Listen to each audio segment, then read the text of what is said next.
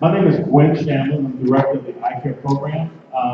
And we are one of the agencies, organizations kind of behind this annual summit that we do every year. As you can see, it's kind of grown. If you came last year, you know that it's probably had half this number of people, which is exciting. We have a lot of parents in the audience. If you are a parent, whether you are a counselor or mental health provider or not, if you're a parent, raise your hand. Great, great, great. Now give yourselves a hand because this is a Saturday morning. This is a Saturday morning at 9 o'clock and have parents sitting in our room to get education and information on a Saturday morning is really, really exciting. We don't take it lightly. We have some really good speakers planned for you today. We did have a mishap this morning. We started a little bit late. We're going to change some things around presentation-wise, but you will get 3 hours of presentation, okay? Toni Bankston is here. I'm going to introduce her I'm going to introduce her first, and then we're going to do some housekeeping before we get started. Toni Bankston is the director of the Baton Rouge Child Advocacy Center, and she is going to do a presentation on trauma. As many of you know, this past year has been really, really difficult for us as a community. When we began to talk about what you guys might want to see at this presentation, one of the things that stuck out and continues to come out in our discussions was, what do we do about kids who are struggling with trauma in the post-flood Baton Rouge environment, as well as our post-community violence and unrest that we dealt with last summer. And so, Ms. Bankston, who has worked with us throughout the year to train teachers and schools and provide support for the school system, agreed to come in today and do a presentation. She is scheduled to do a 1-hour presentation. It may extend into 2 hours into the second hour, depending on how some things play out this morning. But we will continue to kind of flow through the day. And then we have a third speaker coming in later, and then a second. And so I want to welcome you on behalf of Eye Care. Our Eye Care Advisory Council is led by community people just like you. I have several up here with me today. I see Patty sitting up front, and she's going to talk to you about some tickets. Patty is with the Baton Rouge General, the Baton Rouge General Wellness Center. She is one of the many community agencies that help us to do this, not just in physical manpower, but in finances, resources, and other ways. So I want to thank the advisory council members.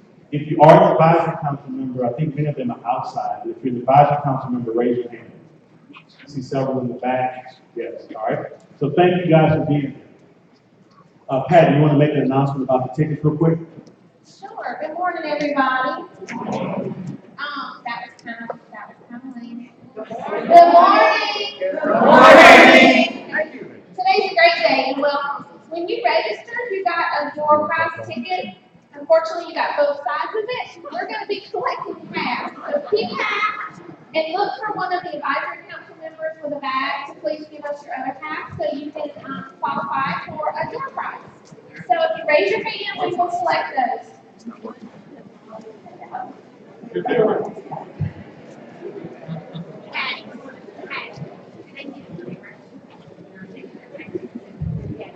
Yeah, it was in your bag. If you don't see it.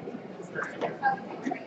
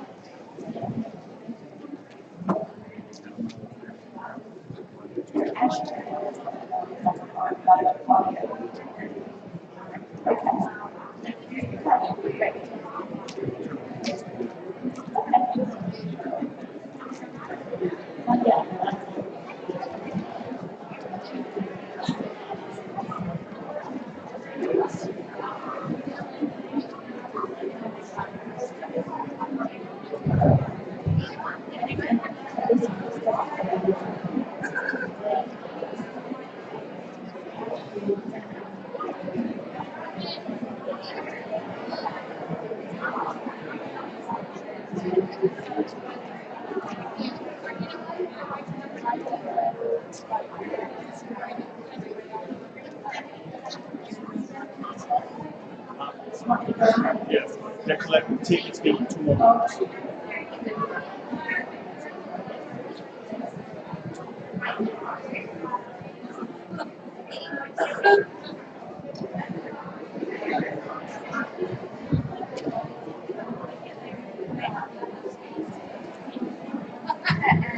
It's Toni, why don't you come up and get yourself?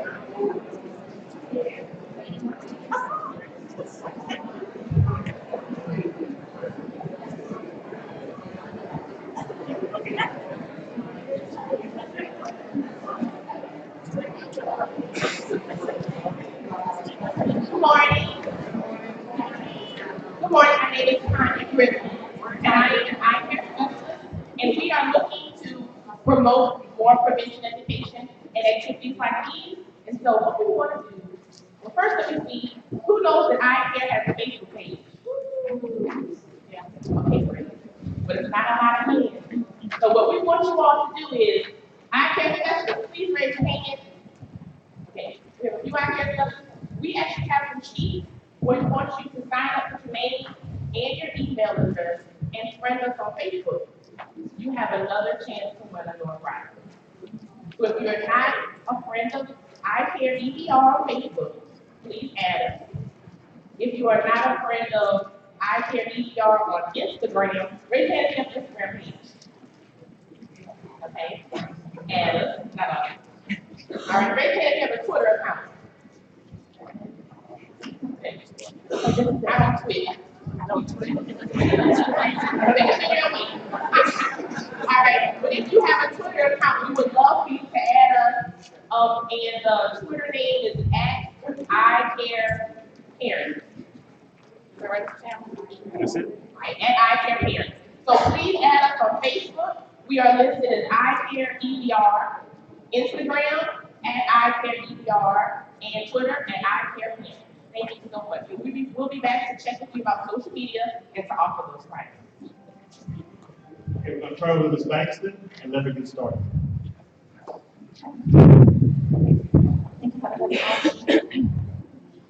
Use your mic. Just seeing that this is our backup for music. Okay, good. Got it.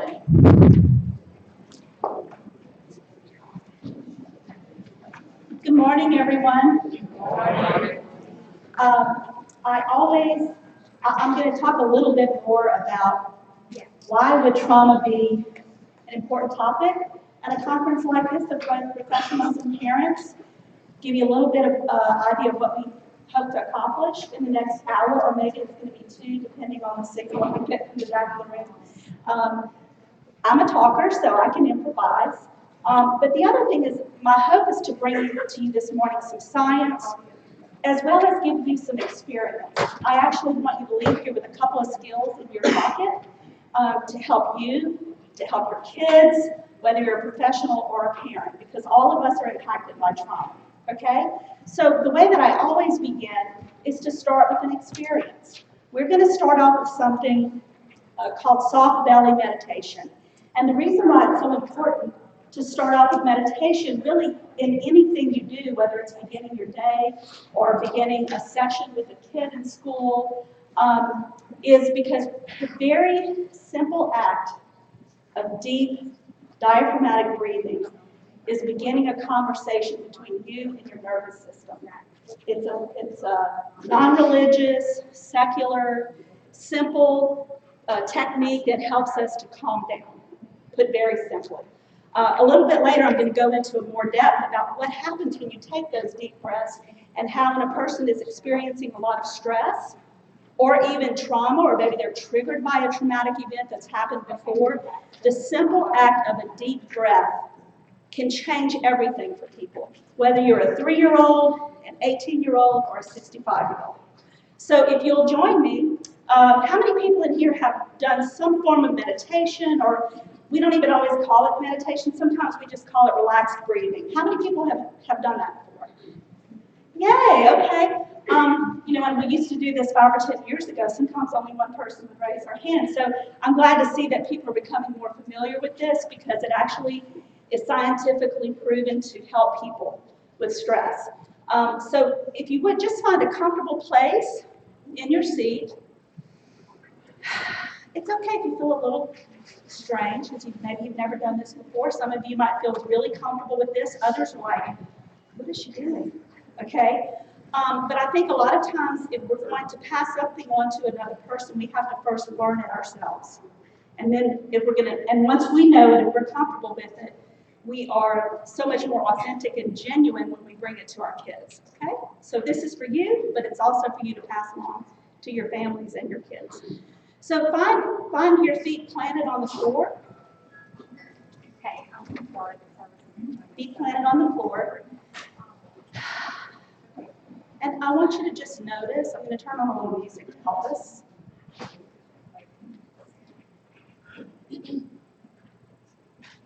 Feet planted on the floor. Planting the feet on the floor allows you to feel more grounded, connected to the earth. And if it feels comfortable doing so, allow your eyes to close. For some people, including our teens or our kids, that's not always comfortable for them. So like them, I would invite you just to find a spot on the floor to gaze at, if that's more comfortable.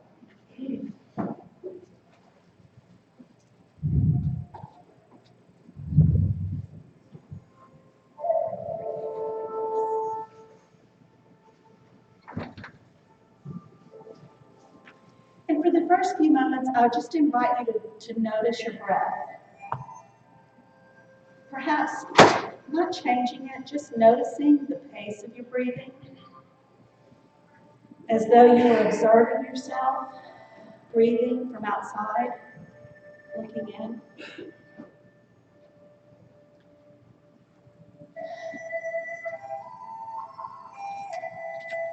And on your next in-breath, intentionally going a little slower with your breathing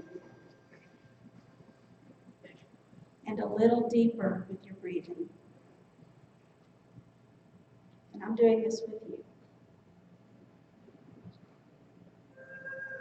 Allow your shoulders to relax and sink a little. This is the way babies breathe, deeply and slowly. And as you continue to practice this deep way of breathing, I invite you to notice your breath filling your lungs completely. And the best way to encourage that is to put your hand on your belly and pay attention to whether you're feeling the belly rising and falling with each in and out breath.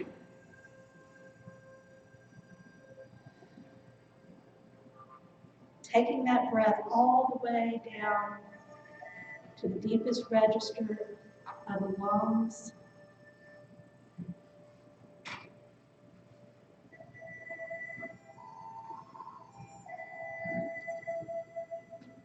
We call this soft belly.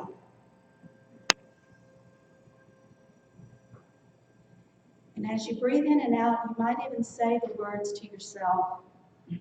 Soft as you breathe in.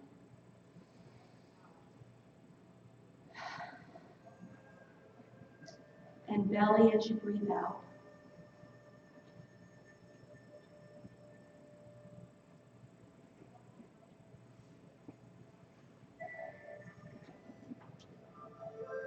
As the belly is soft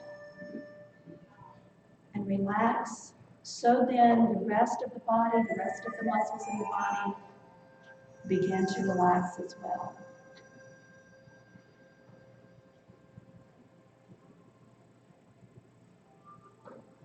And as you breathe, you may notice that your mind gets a little busy. Wandering around, thinking about to-do list, what happened yesterday, what you're cooking for supper tonight. Just notice those thoughts. That's what the mind does, it wanders.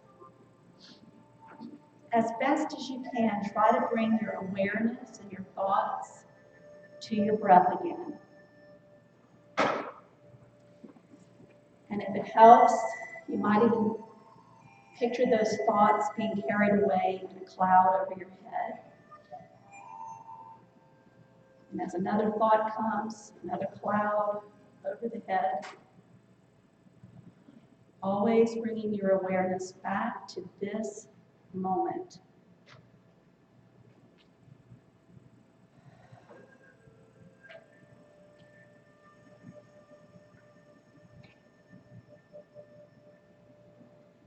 This simple way of breathing is sending a signal through the vagus nerve into the brain to relax. And we're sending oxygen to every point in the body, even to every cell with each breath.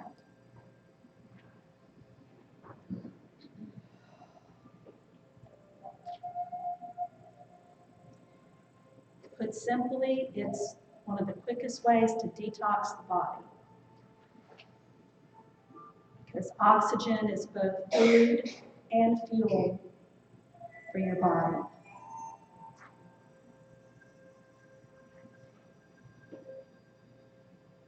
So just breathe like that for a couple more moments, allowing thoughts to come and go.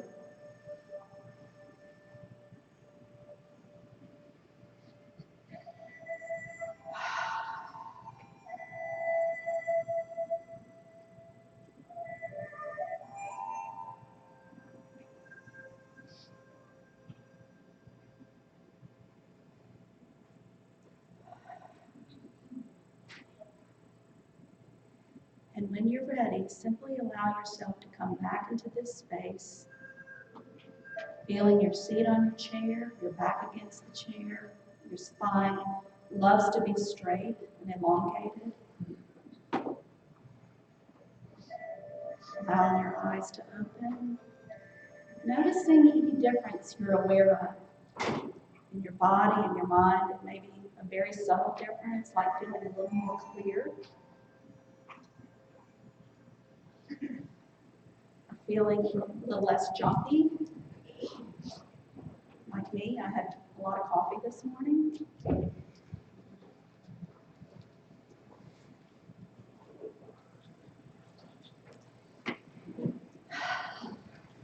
You feel the energy of the room is quite different than when we first came in, right? So that's the power of something that is so simple, right?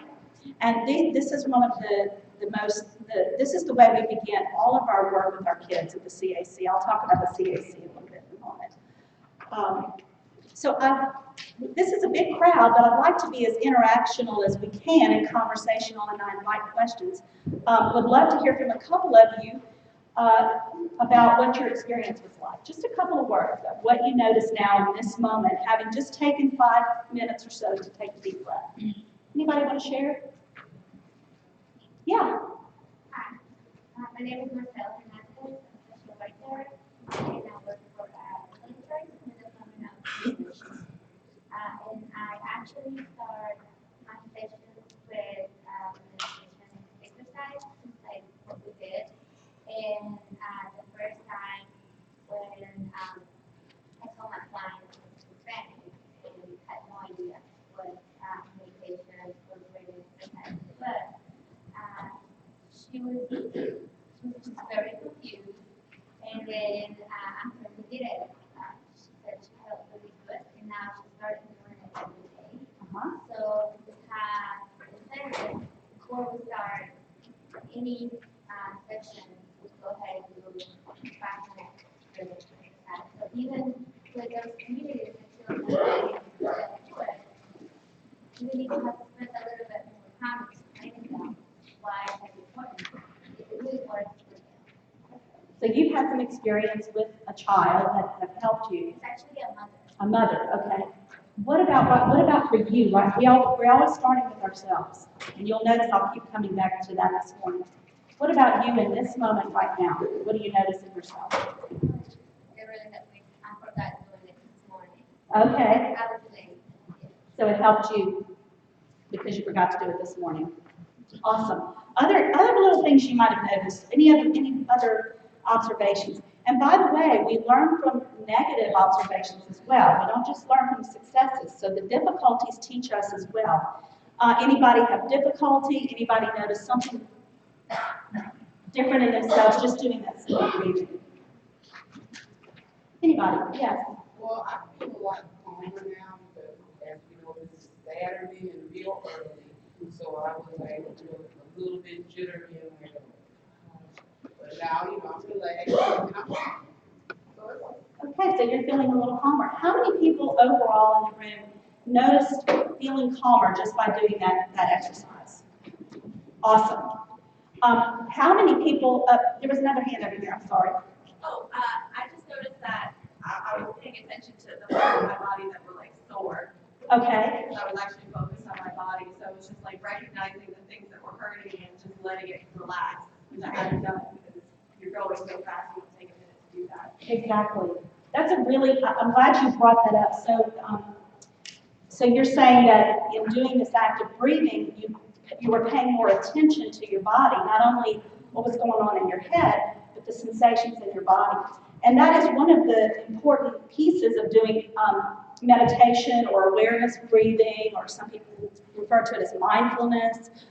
It's really about awareness.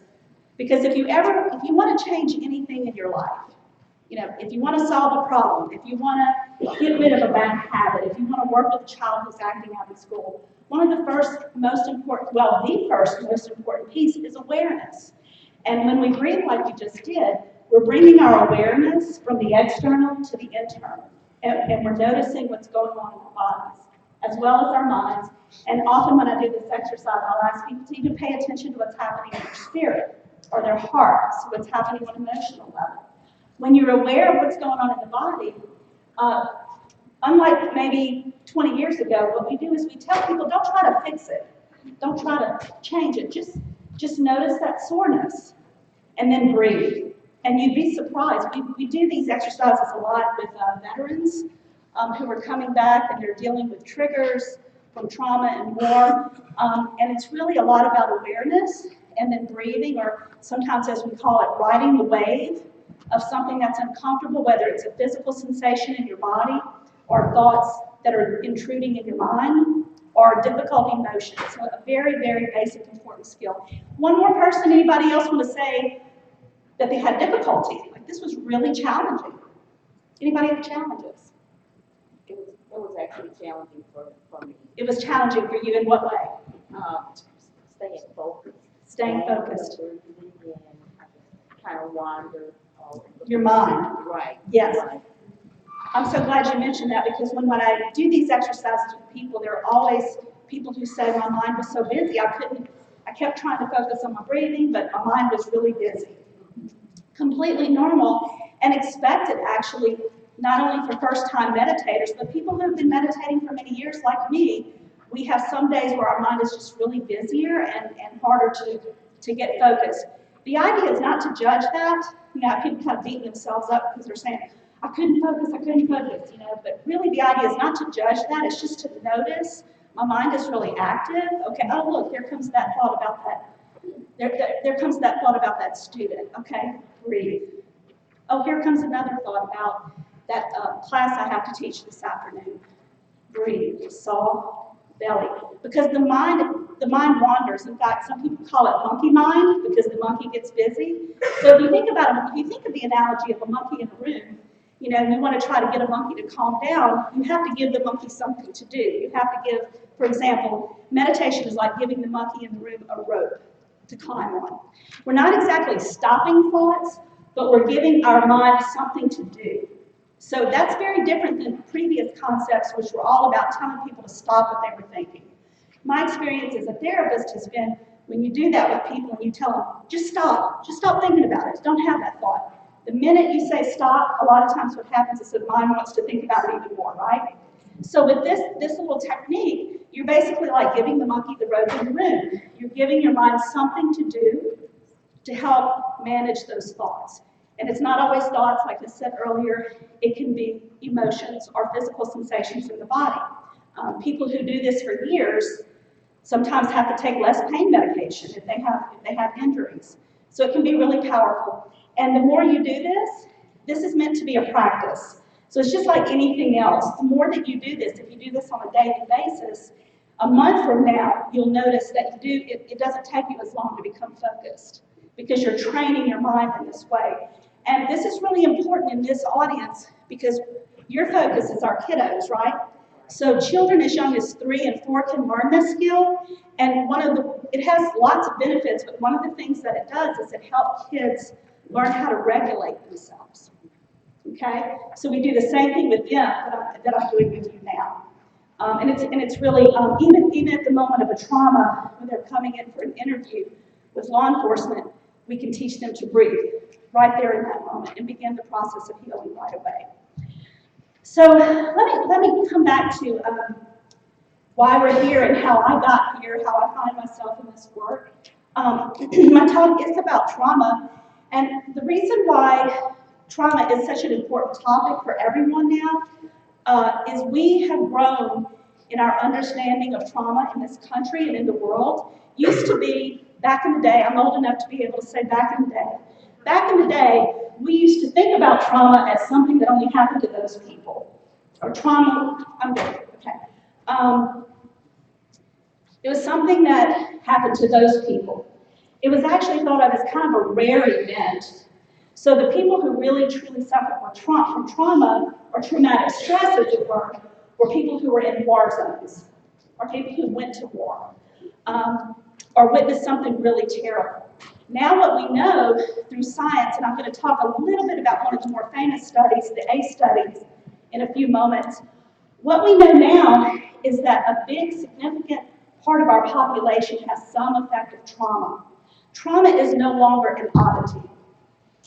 Trauma is common in the American population. You are more likely to encounter a person in your day-to-day life, whether you're in line at the Walmart or you're working with a student in school who has had some kind of trauma or adverse experience than a person who has had none, because it is common. We began to really understand this in the 80s, but like every advance in scientific research, it takes us a few decades to catch up. So you think about, when we learned first about the ACE, the HIV virus and the disease of AIDS, it took a while to implement procedures in the hospitals to make sure that infection did not spread. It's a similar thing with trauma. We've known this information since the 80s, but right now in the year 2017, this is a hot topic. It's something that everyone is finally beginning to understand, that if you're going to work with kids, and if you're going to work with adults, you need to understand that trauma is common. And that if a person has had one trauma, they're more likely to have had 2. So what you're going to notice is that there are going to be people like me coming to conferences talking about what are the implications for trauma. If you know that trauma is common, what does that mean for people who are just the average citizen? Because we used to think the only people that needed to be concerned about trauma was mental health professionals. Now what we know is that everyone in the community needs to understand the impact of trauma on kids and how that impact is actually a lifelong impact. It doesn't just affect children and how they function in school. It's going to affect later life, okay? So that's why it's important for everyone, not just mental health professionals, to understand. And so today what I'm going to try to do is talk to you about, if you're a professional working with kids, what are the implications for you about trauma? If you're a parent or a grandparent trying to raise a teen or a kid, what are the implications for you about trauma? What can you do? If you are a survivor of trauma, it may give you a little invitation to look within yourself and think of some ways that you can bring healing into your own life. And we're going to talk a little bit about resilience, because the idea is that if we're all informed and we have these kind of common conferences where we have a shared language about trauma, wow. When we're all talking that same language and we're all understanding how important this is and how we can change it, we can make major changes in our community, right? And Baton Rouge, in my opinion, I'm a native, I was born here, lived here all my life. This community needs this resilience. I think we're resilient people already, but we need this healing more than probably any other city in the country. That's what I'm claiming today anyway. And I do trainings throughout the United States, and I've done trainings overseas too in places where there's more. I've done trainings in trauma in the Middle East and in Haiti as an example. One more thing I want to share with you is that I think I wouldn't be doing my job if I didn't give you a plug for our organization. If we have time later, I'll show you a little video. Little video of our organization called the Children's Advocacy Center. How many people are familiar with the Baton Rouge Children's Advocacy Center? Okay, good, great. Our day-to-day work is all about trauma. Children come to a restored Victorian house in Mid-City Baton Rouge, and in that house we do a few things. We actually act as first responders, along with law enforcement, along with child protection, when a child has been victimized by abuse. It could be physical abuse, it could be sexual abuse, they may have witnessed domestic violence, they may have witnessed a homicide, they themselves may have been a victim of a shooting. And what happens is they come to the center, they're interviewed in a way that is child-friendly. One of the things we're going to talk about later is that being trauma-informed means really seeking not to create more trauma where trauma has already happened. That's really how Children's Advocacy Centers got started. And I won't go into that whole long story, but basically they started in the 80s when somebody said, you know what the system is doing to my child after my child was abused is more traumatizing than the abuse itself. We've got to do something to change this. So when the child and the family can come to our center, rather than being interviewed 10 times, first by law enforcement, then child protection, a doctor, a nurse, they come to the center and the whole team is there. And the whole team is watching one person who is usually non-law enforcement interviewing the child. And we seek to minimize the number of interviews that we do. And the actual process itself, the way that those questions are asked, are trauma-informed. Those questions are asked in a way that are designed not to trigger children, re-traumatize them, or have them feeling like they're being interrogated. And at the same time, we're seeking to get information because we want to solve the crime too. So this, where I work every day, is really an example of a trauma-informed approach. And the last thing that I'll share with you, because I want you to be aware of this resource, especially if you have the capacity to let people know about us, is that when Baton Rouge is one of 15 CACs in the state of Louisiana. There's actually 800 in the country. But our CAC is one of only like 3 in Louisiana that actually have on-site therapy services, and they're all free. So we have individual, family, and group therapy for children. So right after they've gone through this forensic process, they can go right into the healing process, right on site without having to go and start over somewhere else. So, and I do have some cards that I'm happy to share with you. I'll be around after if you want to talk to me a little bit more about our services.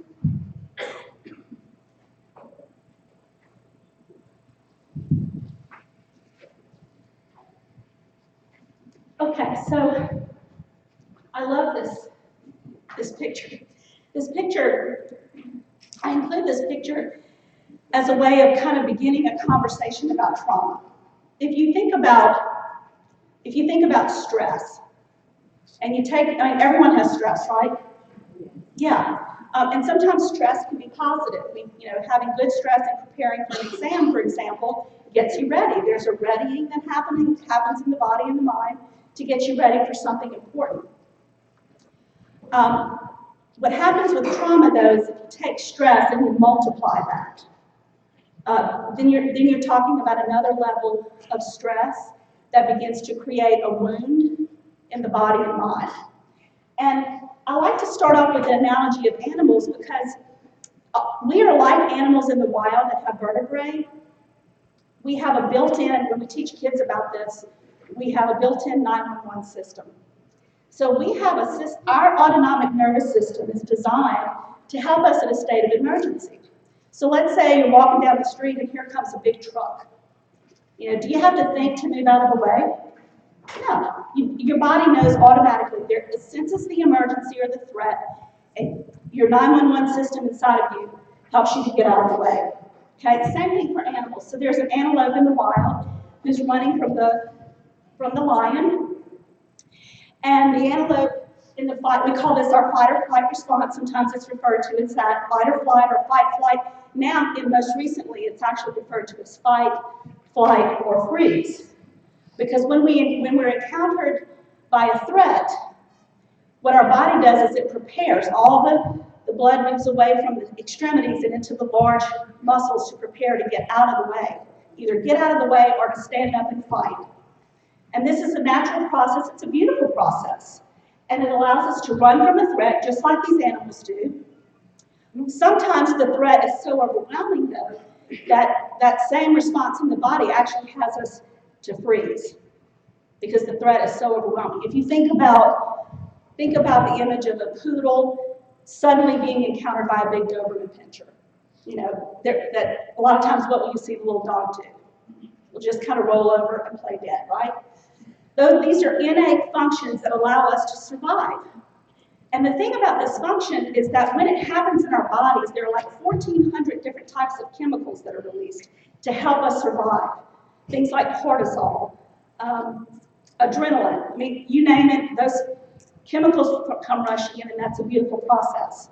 For the animal, what happens is that hopefully this poor little antelope is able to get away, and the lion doesn't catch up, and he doesn't meet a terrible fate. If he does, when you think about the antelopes in the wild who are running from their threat and they're able to get away, what do you think they do then? Once they've survived the attack, once they've survived the threat, their fight or flight is kicked in, no lion around, what happens? What do? Lay down. Huh? Lay down. Lay down, relax. What else? Eat some grass. Eat some grass, play with their young. It's gone, right? The threat is gone. They go back to doing what their day-to-day activities are. And that's how this 911 system is supposed to work for us human beings as well. This fight or flight response with all those chemicals being released and the heart rate going up and the breath gets very rapid and it's in our chest, which is one of the reasons I was having you bring it down to your belly. We're only designed to actually go through that process for 20 minutes at most, okay? Because it's a beautiful process, but here's the thing. If it goes on longer than 20 minutes, or let's say if you think of it like a switch, if that switch never gets turned off, the antelope goes out back to playing and eating grass. But if human beings don't turn the switch off like the antelope does, what we know is that those very things that are meant to help us survive are now working against us. They're increasing the risk for diabetes. They're bringing on illness like high blood pressure, heart problems, obesity. The cortisol that was there to help you survive in that moment is now working against you and creating obesity from having too much cortisol in your body on a long-term basis. You might have heard terms like toxic stress. Well, this is what I'm talking about. It's a long-term, it's like a switch that doesn't ever go off. So if you look at this slide, and this is a quote from the Center for Mind-Body Medicine. I work with the Center for Mind-Body Medicine to do that global work that I was talking about, training other healthcare providers. Our founder, Dr. Gordon, says, we as human beings, we often carry our lions with us. We carry our lions with us. The antelope has a smaller brain. We as humans have a bigger brain. Lion's gone, antelope's not thinking about the lions. We as human beings tend to carry those lions with us, whether it's being terminated from a job 2 years ago, whether it's being in active combat 5 years ago, a traumatic loss from your childhood. For human beings, as long as we can remember what happened, we're carrying that lion with us. And the thing that's really important for you to understand about that, and this is where triggers come in, is when the mind remembers something in a vivid way, that same reaction that I talked about, that fight or flight, the mind doesn't know the difference between an image of something and reality. It responds the same way. So if you remember a traumatic event, even though you're safe, you're in your classroom, your teacher's talking, but suddenly an image comes to you in your mind as a kid, for example, oh, I wonder if my mom's safe at home, because last night she got beat up. When that image comes in your mind and body is going into fight or flight. And suddenly you're going to see a child that is, as they would say, jacked up or really hyperactive because they're in this state of fight or flight. And then the next thing you know that can happen is we begin to think that this child has ADD. And I'm not saying that ADHD does not exist, because it does. But what we know, and particularly in our state, there have been some studies done by Tulane. We know that this diagnosis of ADHD is way overdiagnosed. That oftentimes what we're really seeing in our children is PTSD. Or maybe not even rising to the level of PTSD, but children who are in this constant state of fight or flight. Because as long as they can, either they've encountered a threat or they are remembering a threat, their body's going to respond the same. So what we have to do, the antelope's brain is small, so he doesn't have to worry about this.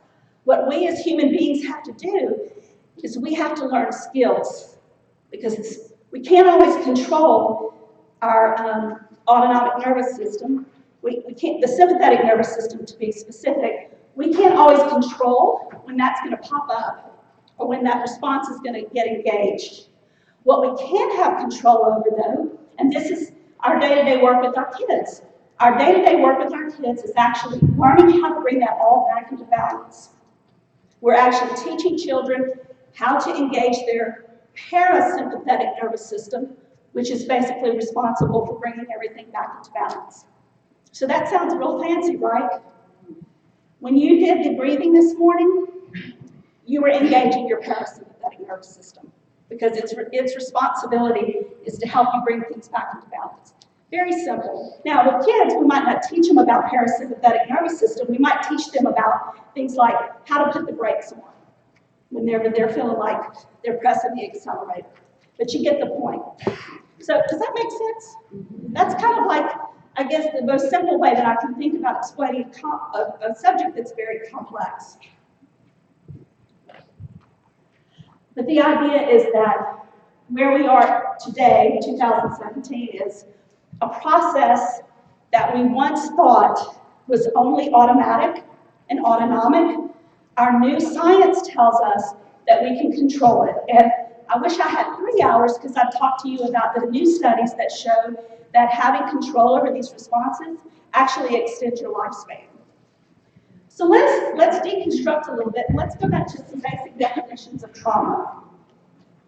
These are just two that I tend to like. There are many out there. The first one is the official definition from SAMHSA, the Substance Abuse Mental Health Association, a federal organization in our country. An experience that is perceived as physically or emotionally harmful or life-threatening, overwhelms our ability to cope, and causes intense reactions such as fear, helplessness, and loss of control. Notice that word perceived. So the thing that it's important for you to understand about trauma is that what is traumatic for one person may be different for another person. It's a perception, and another word to think about is it's an appraisal. So what threatens one child may not threaten another child, so it's a variable issue. The other thing that I just want to point out about that definition is there's two things that happen in order for it to be trauma. Well, there are actually quite a few things, but the part that's really salient here is you've got someone who's experiencing this perceived threat, and on top of that, they don't have the ability to cope with it, which explains why some children are more sensitive to trauma than others, or traumatic events, because one child may have more of a coping mechanism than another child. We're going to talk a little bit more about what all of us can do to increase those coping mechanisms. And these are, I think everyone here knows this, I'm just going to remind you. Where that time was? 4 minutes break. Right now? And in 4 minutes, we'll take a break. Okay, will I be coming back after that? Okay. Sorry, guys. I'm sort of trying to gauge like a 1 hour presentation, and I have more to share with you. But these are the sources of trauma. So let's talk about, I'm not going to read through all of these, but the thing I want to point out a lot about Baton Rouge, the city that I love, is we have had what's known as population-wide trauma. Let me get to that slide. Except before I do that, look at the bottom. See this last one? Witnessing any of these. We're going to talk about this later. When you are witnessing trauma, even if it's not happening to you directly, you can have some of those same symptoms that the person is having who actually went through it. So if you're a parent, and I work with parents all the time whose children have been sexually abused, you're going to have the same symptoms of trauma as your child, because when something happens to your child, you experience that on a real level for yourself. So it's not just parent and child though. You can be a caregiver. You can be a mental health professional. And when you're witnessing things with your ears and your eyes every day, you can become traumatized from being a witness. And that's very important to underscore. I'm going to come back to population-wide trauma in Baton Rouge. So these are some other types of trauma. One of the most fascinating areas of trauma work right now is the issue of historical trauma. There's a lot of new science out there about whole groups of people, whole groups of populations who experience a trauma, yet hundreds of years later, their descendants are still having some of the same traumatic reactions as they did 200 years ago. The trauma is passed through generations. And we actually know now that trauma and traumatic reactions in the mind and body, those physical reactions, can actually be passed through DNA, which is quite fascinating. But it's not a, what's the word I'm looking for? It's not a destiny. It's actually something that we can change. But first, again, we have to have that awareness. And some examples of that would be the descendants of slavery in America, the Native American population who were moved out of their homes and onto reservations, lasting generational effects. Same thing for the Jews and the genocide in World War II. Population-wide trauma. So Baton Rouge right now is experiencing population-wide trauma.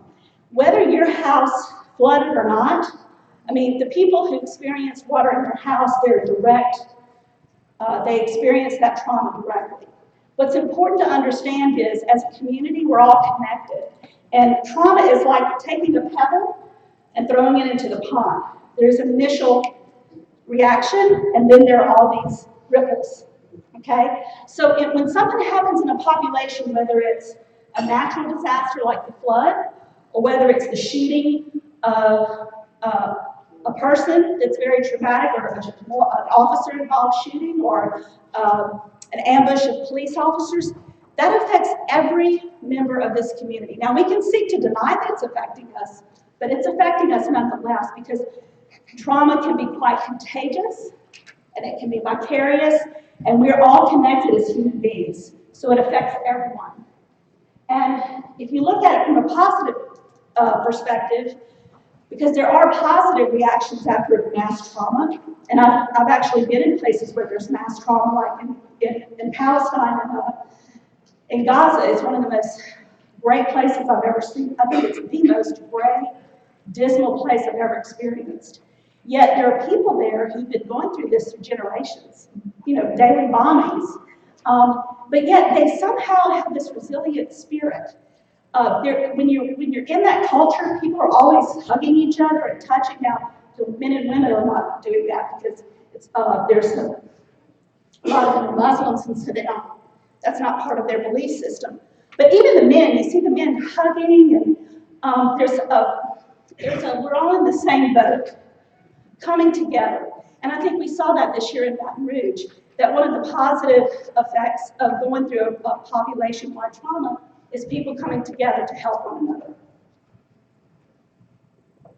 A couple of slides about the prevalence of trauma.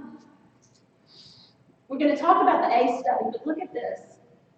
2/3 of students in the United States reported experiencing trauma by age 16. You remember what I said about trauma is common, it's not a novelty anymore? 2 out of 3 children have been exposed to violence, crime, and abuse in their homes and communities. I'm going to show you some statistics from Baton Rouge in a moment.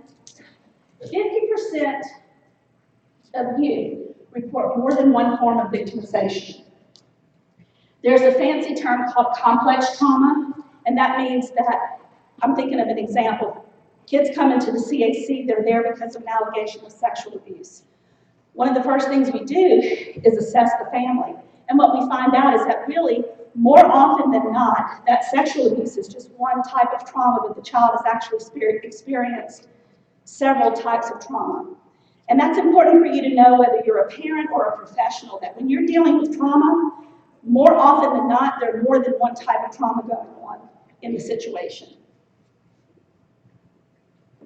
And then I always include a slide about youth of color, because they are especially sensitive. I don't want to say sensitive, that's not the right word, but they're more vulnerable.